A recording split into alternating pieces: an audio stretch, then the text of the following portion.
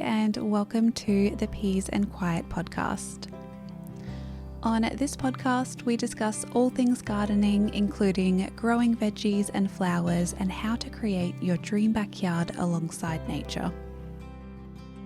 My name is Robin. I'm an environmental scientist turned full-time flower farmer and gardener, and I'll be your host for this podcast. On today's episode, I wanted to share some ideas of some gardening jobs to get done during rainy weather.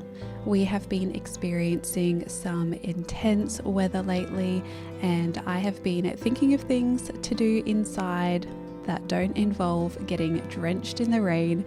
So I wanted to share some gardening jobs that you might like to work on if you're also experiencing wet weather. I also wanted to do a little bit of a life update and catch up and share some really exciting news that is happening in our lives right now. Before we begin, I would like to acknowledge traditional owners of country throughout Australia and recognise their continuing connection to the land, waters and communities. We pay our respects to elders past and present and thank them for protecting our lands, coastlines and ecosystems. I hope you enjoy today's episode.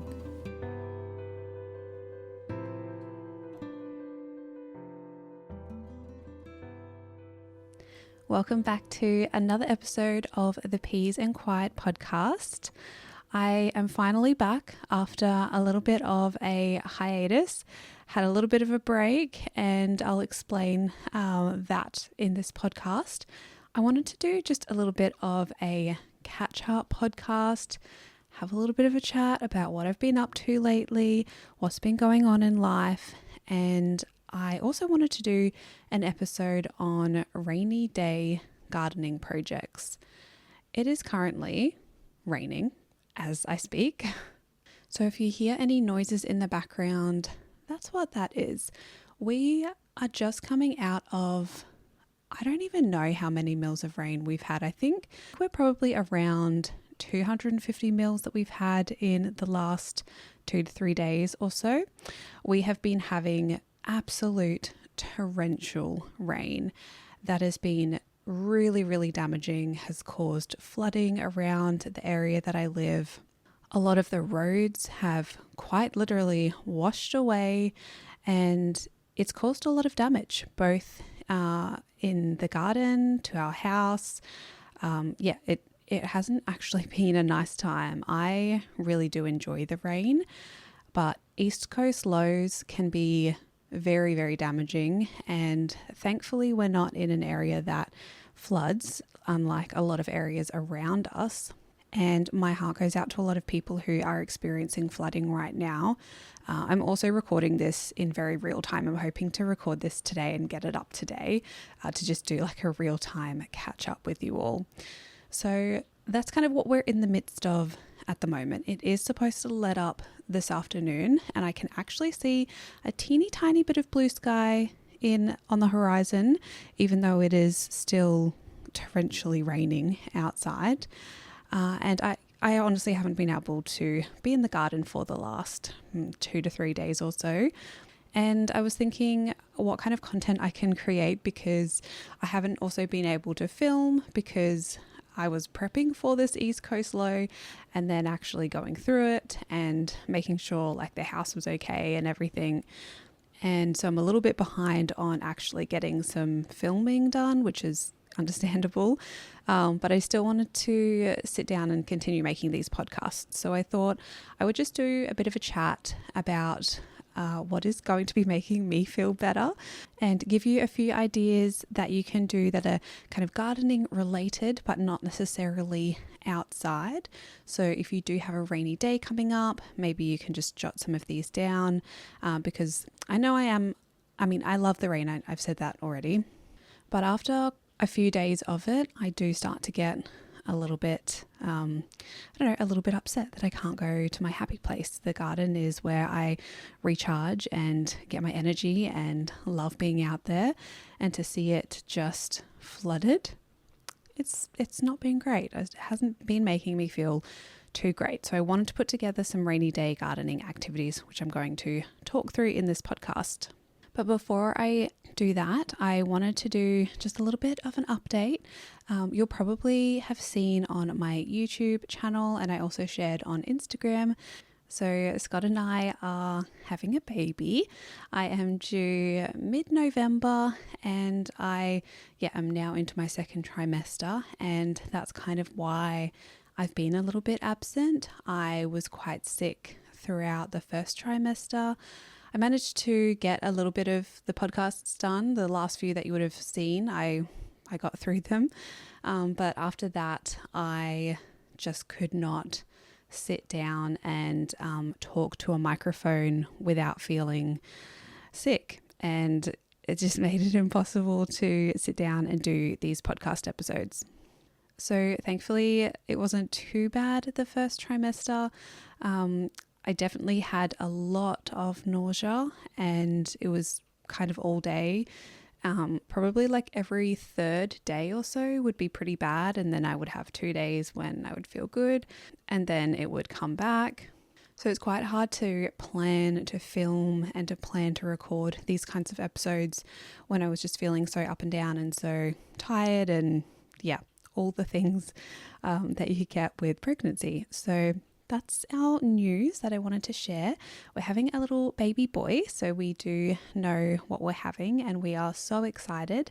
I've wanted to be a mother for so long, and it has definitely been a difficult journey for Scott and I. I'm not going to go into that in depth, but we did have a very difficult time going through that. And if you do want to know more about that, I do have a Patreon where I share all of that if you're interested in pregnancy and trying to conceive and all of that, and also my experience just with the pregnancy so far and how that is affecting gardening and the business and all of that. I share like heaps more vlogs and content over there. But yes, I wanted to just do a little update and just let you know that I'm feeling much better now. I'm still quite tired and currently going through quite a lot of just like ligament pains and things like that. So it's been an adjustment to just work with my body and really be in tune with how I feel, not push myself too much in the garden or with work or putting pressure and expectations on myself. I'm really trying to learn to not do that, which is difficult for me because that's not my personality type. I tend to find happiness in productivity a lot of the time, which isn't always that healthy. So I'm trying to just adjust that and change up how I do things to have a little bit more of a slower pace in life. And making podcasts and just sitting down, chatting with a microphone and just reading some notes off my laptop is the content that I'm really craving making right now, and really creating content that people can relate to. So I'm hoping that you are enjoying these podcast episodes. I'm not too sure if I'm going to be keeping these on my YouTube channel or creating another YouTube channel. I could potentially do that next week. I have been thinking about that, but I think this one will go up on my main channel and then I'll figure things out. I've just been thinking about that lately. So things might change, but if you're listening to this on Spotify or Apple Podcasts, that'll stay the same. I'm also working on trying to get some guests for the podcast. I would love to have a lot more guests on just to be able to talk about backyard gardening and backyard businesses and just how gardening makes people feel. And also branch out and just do a few more specific episodes on topics like growing certain plants and types of food in the garden to also be a little bit more educational as well. But this episode is going to be just a little bit more laid back and relaxed and just chatting through, a few things that are making me feel a little bit better with all of this rain.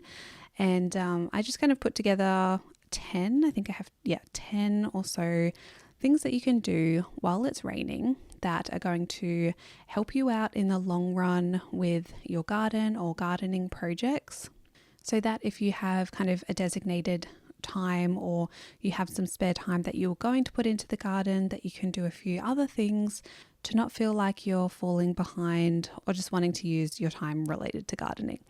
So the first one here is actually kind of funny. And looking back at this, I'm like, I don't know why I wrote this because I haven't done this. But maybe if the rain was a little bit lighter, I would. And I've put down here to just push through, wear a raincoat and gumboots, and just get a little bit of gardening done. Now, obviously, I haven't been doing that with the actual torrential rain we've been having, but I do on occasion really enjoy gardening in the rain. I will put on a hoodie and my gumboots, and when it's really lightly raining, like I'm talking like misty, fairy rain, I will pop out to the garden and get a few jobs done. I don't really mind that. But there are limits to things that I want to do in the garden when it's raining. And I have a whole video on YouTube about things to avoid during wet weather and heavy rain. So if you want that kind of content, head over to that. I might do another episode on that on this podcast later. But things I'm talking about, like try to avoid digging, weeding, and anything that might really disturb the soil and cause erosion or runoff or leaching of nutrients. Things that I'm talking about, you can get some like light pruning done, or working on your compost bin if you have some compost to add to it, or garden scraps or food scraps or something like that. It's a good time to add to the compost bin when it's raining, because then you don't have to add that extra moisture to the compost. But I do, try to avoid pulling a lot of weeds and, like large removal of soil and things like that, because I do want all of that soil to stay intact. And it hasn't been while we've been having this rain. I did actually go out for a walk in the rain when it was pouring, just to see what was happening with the water. And this is actually coming on to my next point, which is to observe what's going on. To actually go for a walk in the rain, but don't do any gardening, but take some notes on what you see. So yesterday I went outside and I have never seen that much water in my garden ever. There was like a mini rapid going down the property. There was sheets of water. I had to wear my long gumboots to walk through some of this standing water that we had. It was absolutely incredible.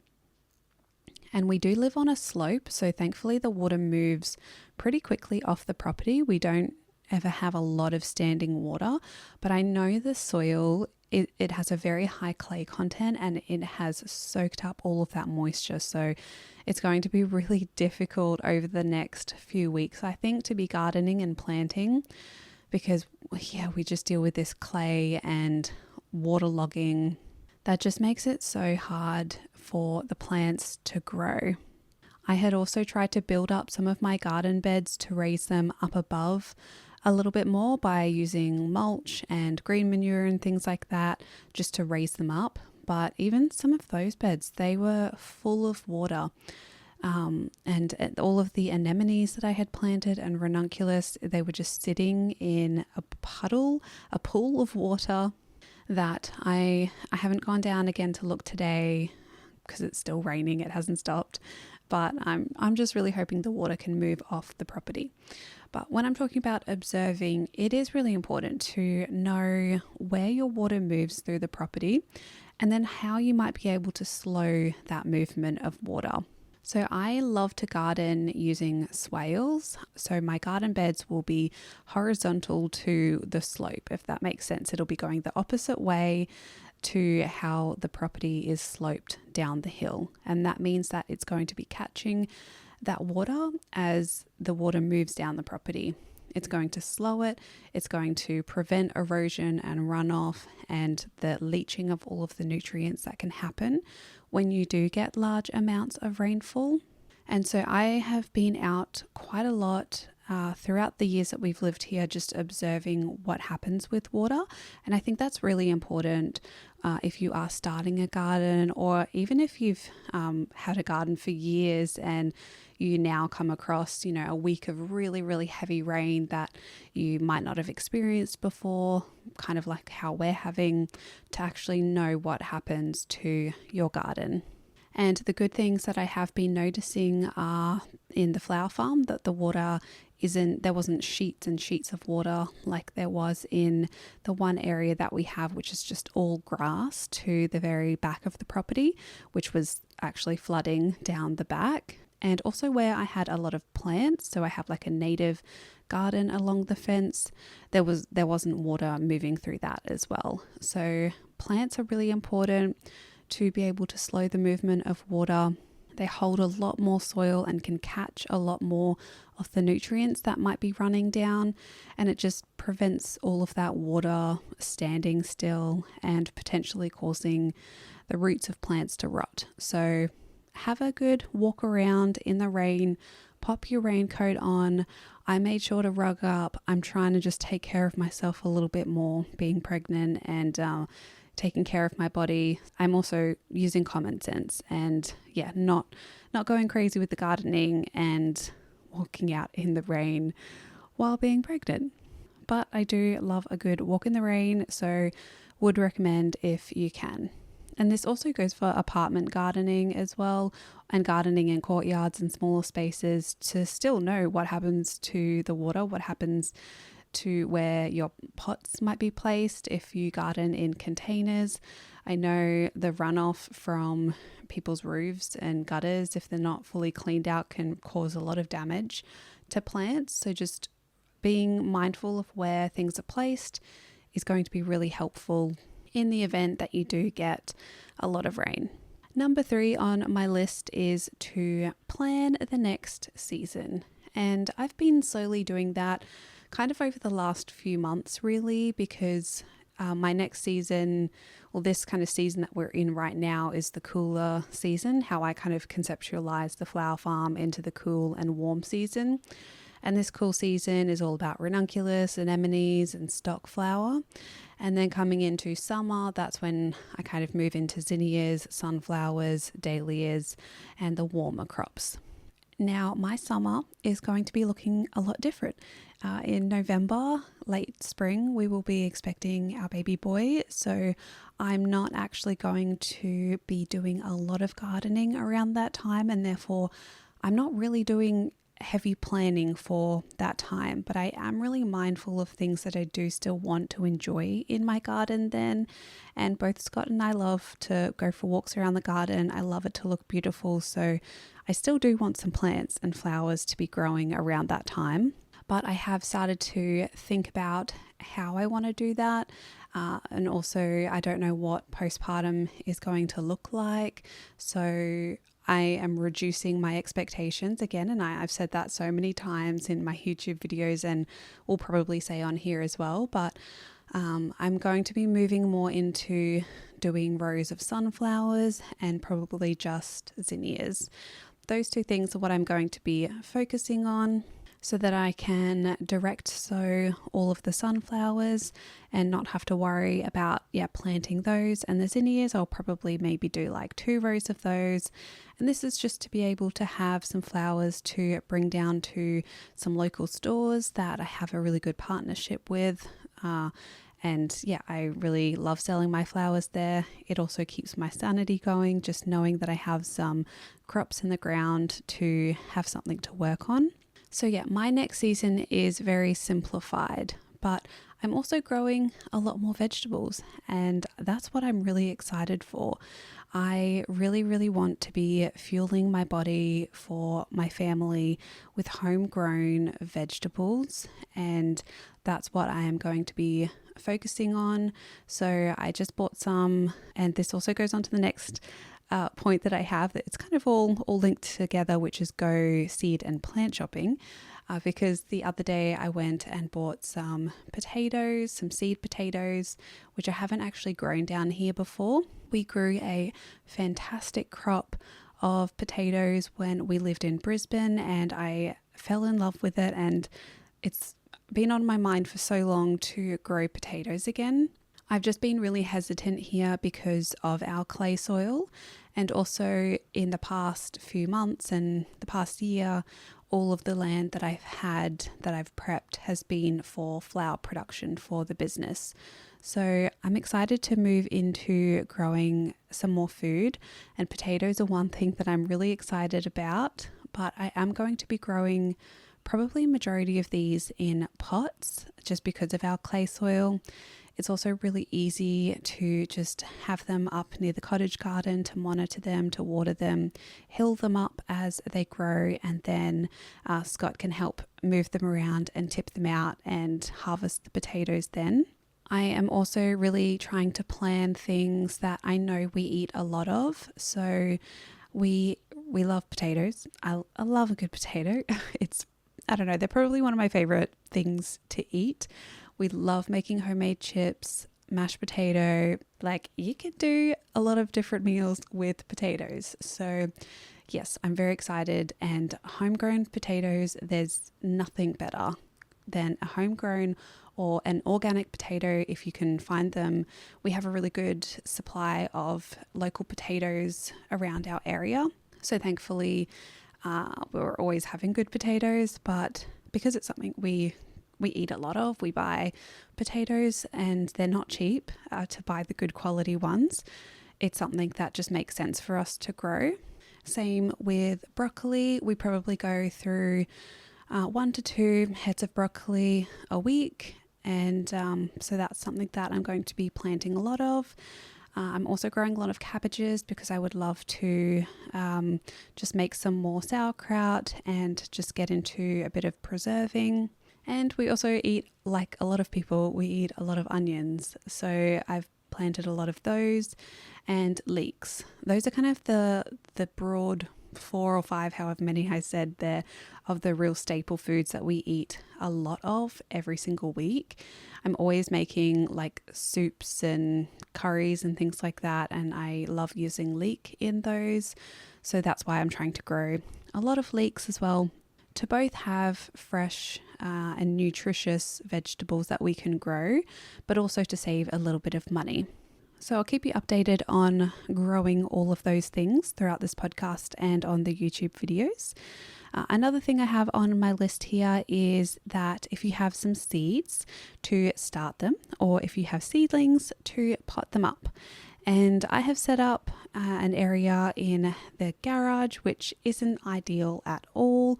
It's really dark and dusty in there, and I don't love being in there. I would love a greenhouse one day, and if you have a greenhouse, then it seems like a really nice place to spend some time while it's raining. So I would recommend, if you have a greenhouse, to maybe do some potting up or start some seeds. It is a really good time to keep going with the brassicas if you're in a temperate climate, and also onions and leeks and all those beautiful alliums, to get them sown and then planted in the ground. Also, if you have smaller spaces and you don't have an outdoor gardening area, starting microgreens, you can do that all year round. But I love some of the microgreens that you can grow in the cooler seasons that do better in cooler seasons, like all of the brassicas. You can grow peas and harvest those as really small shoots as microgreens. They're really packed full of nutrients, really, really great for you, and they're super easy to grow. So it's a really good activity to do while it's raining outside. Another quick point was to go out and actually collect some rainwater. And I have some buckets on either side of one of the sheds that we have that just collects some of the rainwater off the roof of the shed, and I use that to water the pots that are under cover that don't necessarily get too much rain. And if I don't need them, which I don't need them right now, the water, then I just keep them there, and I use them when I need some fresh water around the garden. Just saves me using the tap water. I also use the fresh rainwater for adding water to the compost bins and also the worm farms, just to ensure that there's no nasties or additives in that I don't want to disturb that natural ecosystem in these systems. So I add that to those. But yeah, going out and collecting some rainwater, if you have rainwater tanks, I think there's nothing better than rainwater. I love the taste of it. I grew up drinking rainwater, and yeah, I think it's fantastic. Feels really good on your skin when you're having a shower. So yeah, if you can get some tanks and benefit from this if you are in a more wet climate or in a dry climate and you want to just conserve as much water. I think rainwater tanks are fantastic. Another thing that you can do is to make some homemade fertilizers. Some of these you don't even have to leave the house, so you can make fertilizers from so many things. A big one that's quite popular is using fruit scraps like banana peels. People talk about the potassium in the bananas. There's potassium in quite a lot of fruits and vegetables that will kind of be water soluble if you keep them submerged in water for a good time. But yeah, bananas are a real popular one. You can just soak them in a bucket of water or a container, whatever works for you. It is really pouring now, so sorry if there's a lot of background noise, although I don't think this microphone will pick it up too much. So yeah. Another one is you can actually save the cooking water from when you cook things like pasta, vegetables, rice or potatoes, and save that if you're straining these things to let it cool down and use that on your plants. I regularly do that after we steam vegetables, and I'll just kind of keep the water in the steamer that we have and then let it cool down and go water the herbs on our balcony. You can also use coffee grounds or leftover tea bags and make liquid fertilizers from them by pretty much just doing the same thing, using those leftovers, popping them in some water, letting them sit for a while, make a bit more of a diluted cup of coffee and a cup of tea for your plants. And I've also heard if you have fish tanks that would also be a great addition to the garden, the water from the fish tank, if you're cleaning that out. Granted that you're not adding any chemicals or chlorine or anything to the fish tank. I don't have too much experience in this. I did used to have Siamese fighting fish like ages ago, and we didn't really add too much to the water. It was pretty natural. But you'll just have to figure that one out and see whether it's appropriate or not. But I'm sure the plants would love a little bit of old fish tank water. Another job is to reflect on the last season, whether you like journaling, painting, writing, creating a video diary of what's worked and what hasn't.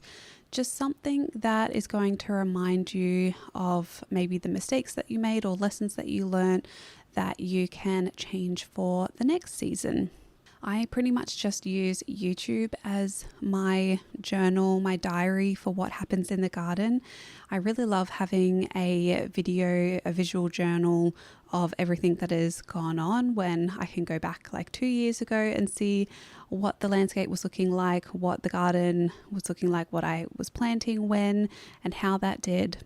So I do actually regularly go back and watch my videos for just journaling purposes and understanding what I was doing at different times of the year. I also used to be really, really big on nature journaling, and that's something that I really want to get back into. I don't really know why I stopped. I mean, we've been going through a lot in our personal lives, obviously with the pregnancy and quite a few other things, that a lot of my kind of spiritual side and spirituality has really suffered, and is probably contributing to why I've been feeling a little bit down sometimes. But yeah, getting back into nature journaling is something that I really want to do. I like to use oracle cards that are Australian based. I use the Dreamtime reading cards by Laura Bowen to do a lot of my nature journaling. I love those cards so much. And that's just, it's reminded me to get back into that. I really want to do that more because it does really make me feel better. And I think also living in a suburb where we are right now, I have felt a little bit disconnected from nature.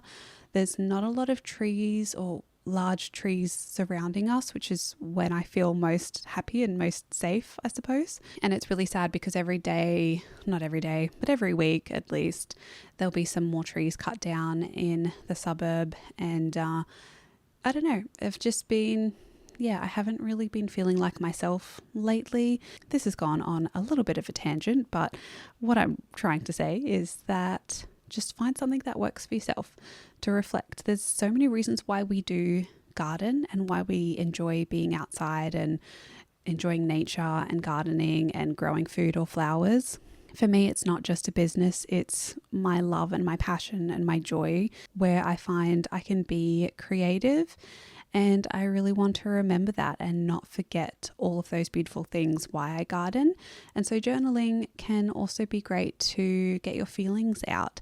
Talk about why you wanted to go out in the garden that day, what you saw, how it made you feel, and maybe really let your mind open up a little bit more to clearly articulate and think about other things that might be going on in your life.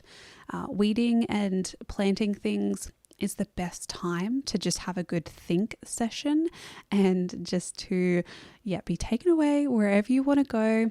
And I think going back and recording how you feel is really important, particularly as the seasons progress, but also equally important to journal about what you're planting and what you're growing and what you're observing in nature around you and in your garden, so that you can build up that real strong connection with your garden and with nature around you, because I promise you, you will be a better gardener for it. You will understand how to grow plants a little bit more. You'll be a lot more in tune with what a plant needs and requires, and to produce just a lot more nutritious food or beautiful flowers. And you'll definitely benefit from it. But sometimes these things take a little bit of time, and we really do need to slow down a little bit. And while it's raining, that's the perfect time to do a little bit of this. If you live in a really loud area like I do, pop some white noise on or some music and get writing, get journaling, painting, whatever you want to do. To both record what's going on and also how you're feeling at that time. The next one is pretty obvious, and I had to include it on the list because it's something that I've been doing over the last few weeks, and that is to sort out your seeds. I know you've all got a good stash of seeds going on because that's just what we do as gardeners. I have a big problem. I have a problem where I just seem to accumulate so many seeds, and I mean, I've worked with some businesses to get these seeds as well, and to review them and plant them and grow them.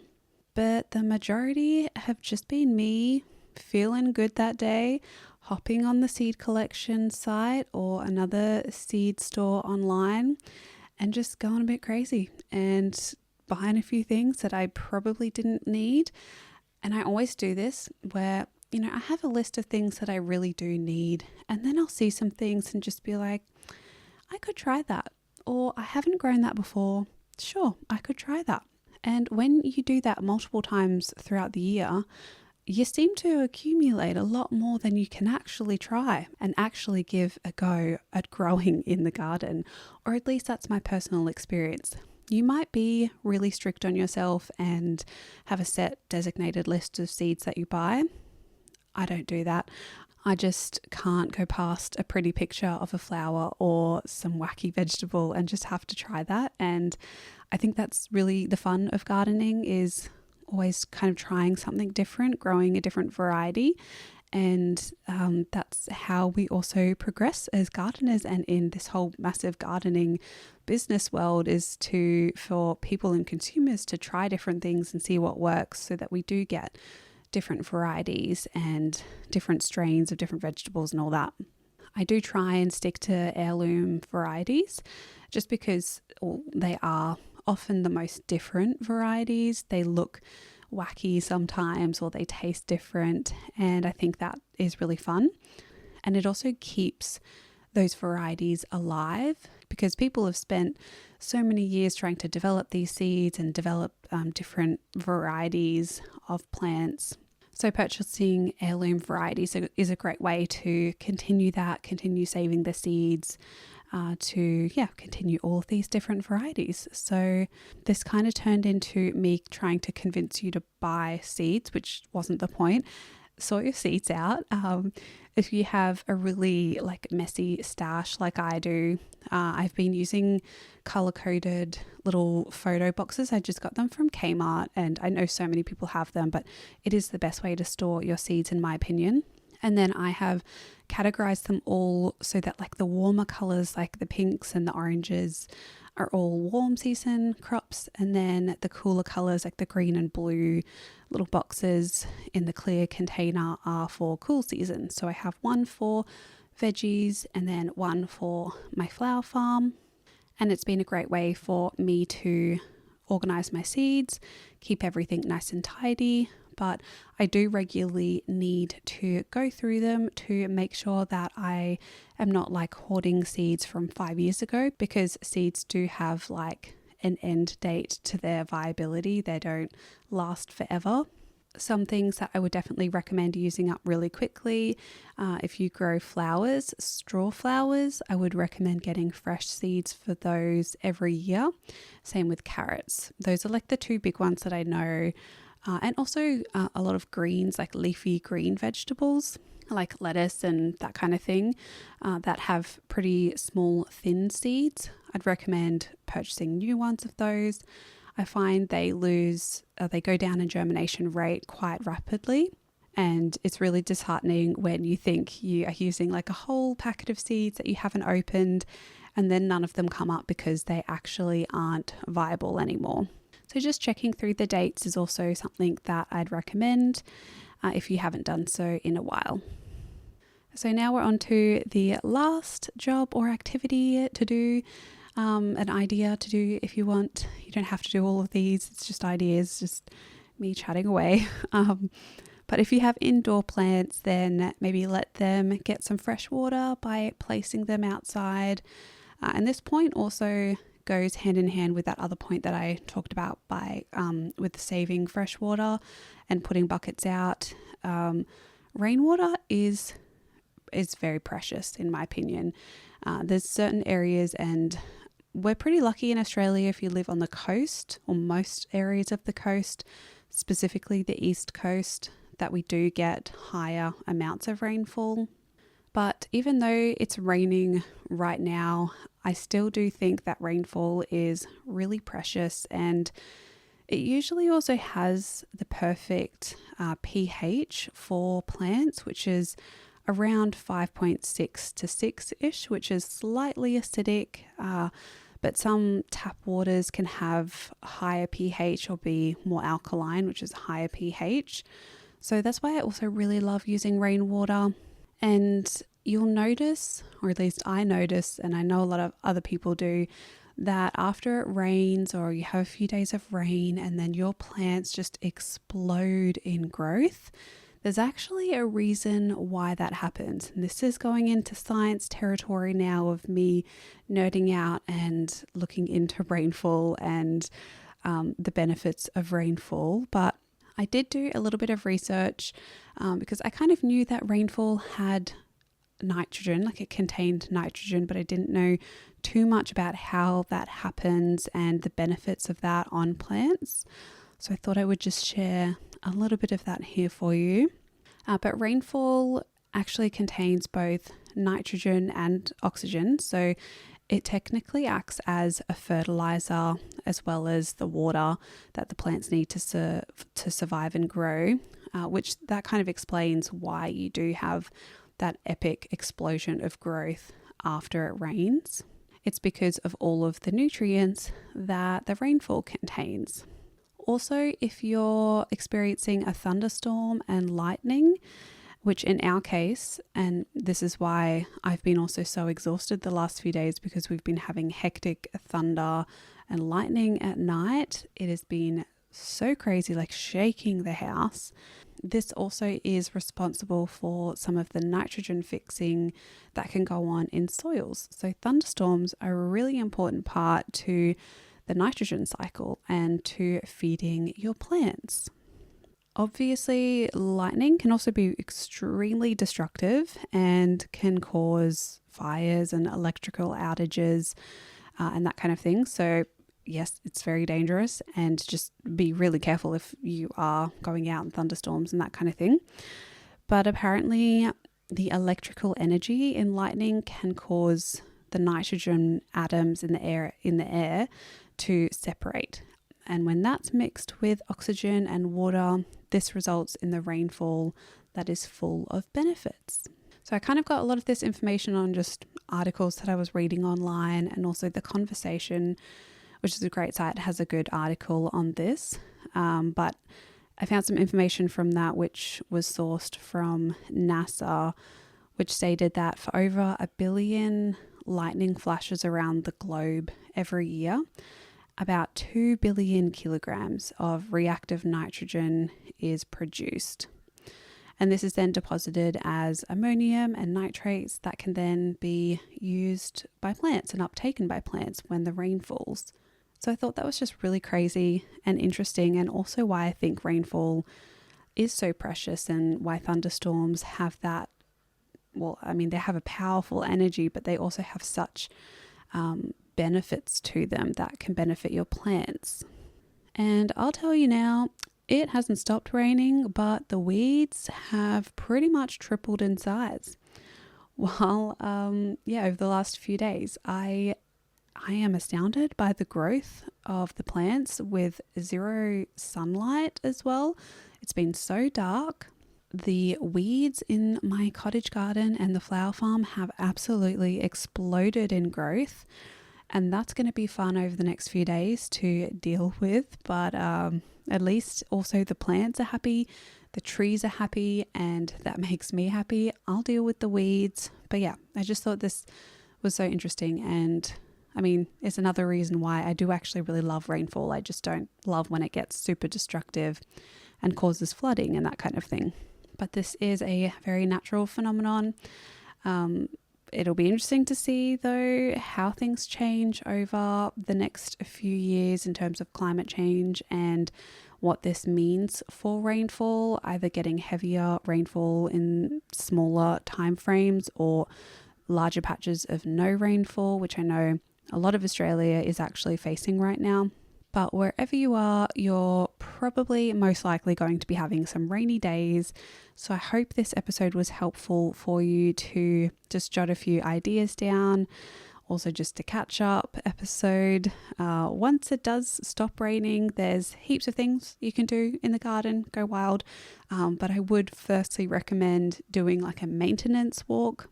This is great to do while it's raining, like I said, but also after it's finished raining, just to make sure you don't have too much damage or too much water has moved soil and plants and things like that. And it's just important to check up on the health of both your plants and soil. One of the things that I'll be doing, and I can see certain plants, is particularly if they're laden with flowers or fruit, you might have trees and plants just falling over from the weight from that rain. To really help them out a little bit by giving them a shake or taking off some excess fruit or giving them a prune, because this can cause a lot of your plants to snap and be really affected if they are too heavy. Also, if you do have a lot of standing water in your garden and it's really affecting your plants and it's not moving and it has stopped raining for a while, you can also just start to divert that water by just digging out different channels to then figure something out later, a long-term solution. But short-term solution should be the priority of your plants and to protect your crops. Also, just to keep an eye out for disease and rot, which can happen in more humid and wet weather conditions. Over the next few weeks, monitor different areas that had that really bad running water through them or standing water, to make sure that you're not getting leaching problems like the leaching of nutrients from your soil. Just to keep an eye on your plants, see if they go really yellow or they start to look sick. It might be an indication that a lot of the nutrients has moved out, or you might have potential rot of the roots. So just keep an eye on those things too. So that is pretty much it for the episode. I hope I could keep you company if you are going through some wet weather at the moment, or just keeping you company in the garden while you get some gardening jobs done, or however you listen to this, whether you're on the way to work or on the way home. I'm glad that I could keep you company. I am very excited to get back out in the garden and be in my happy place again. I think the rain is actually slowing down now. I also see quite a few more birds flying around, which is a good sign. The currawongs have actually, there's like a whole tree of them, and they've started singing, and from memory they kind of do that when the rain stops. They seem really happy for the rain to be stopping, so we're going to go with that, and it's starting to look a little lighter in the distance. This weather system that we've had is going to involve a lot of cleanup in my area, so my heart goes out to anyone who has been really impacted by this weather and the flooding that we've been having. It's also just going to be a long journey for a lot of the workers around here to get the roads up to scratch again. So many of the roads around us have been washed away, and to get into town, it's a long detour that we're having to do right now, which is fine for us if we need to go anywhere. But emergency services, it's cut off so many roads. So it's going to be interesting to see how quickly they can get these roads back up, because there aren't too many roads around here. And it does get a bit worrying when you do need emergency services on these roads, because there are so many detours now. So it'll be interesting over the next few weeks to see what happens, and hopefully this is the last East Coast low that we experience for a while, and that we can have a little bit of some drier weather. Let me know what you thought of this episode. If you want to leave a comment on YouTube or Spotify or Apple Podcasts, you can leave a review, or just send me a message on Instagram at The Nature Patch or at the Peas and Quiet Podcast. And I look forward to catching up with you next week. I think I do eventually want to do an episode on pregnancy and gardening, which I know isn't everyone's cup of tea.